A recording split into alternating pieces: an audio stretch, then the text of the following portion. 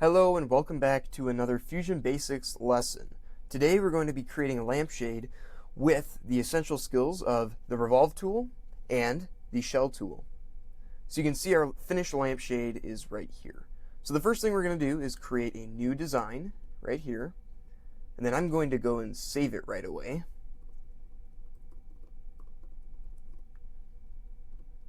And then now we're set to go.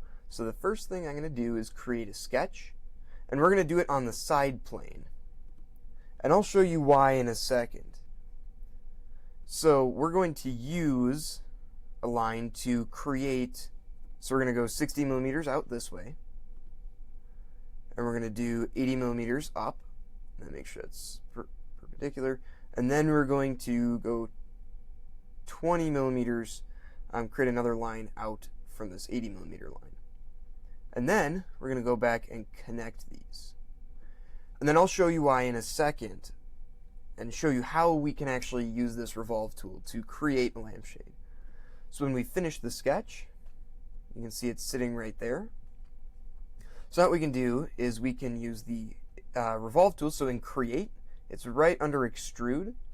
And if we click revolve, make sure your profile is selected right here. And then the axis, we're going to use this center axis. So that's the axis that it's going to rotate our sketch around. And then when you click that, boom, all of a sudden we have a 3D object. And that's essentially what the revolve tool does. It takes that 2D profile and it rotates it around to make it a 3D object. So then that axis is the line that you're rotating it around, and then our profile is our sketch that we're rotating.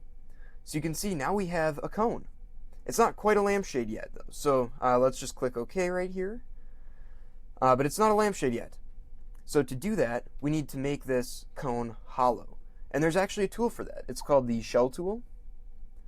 And it makes our object hollow and open to one face. So if you click the shell tool, it's right up here. Otherwise, it's in Modify. It's right under chamfer. If you click this face, then it comes up with this menu here. And then we're going to make it 5 millimeters. So this is essentially the thickness that you're making that outer layer. So making it 5 millimeters thick. And we can click OK. And then it's hollowed out.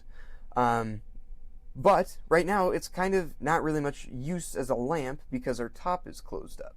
So we're going to return back to one of our skills that we did in earlier episodes, which is the hole tool. So in create, you can create a hole, and then we're going to do it on the top right here. And then we can change our viewpoint here. You can drag it to the center. And then down here, I'm just going to make it 30 millimeters wide. And then make sure it's going far enough down to where it cuts through all of that, solid material. And then we can click OK, and we're almost there. So this would be a perfectly serviceable lampshade, but I want to add an extra little flare.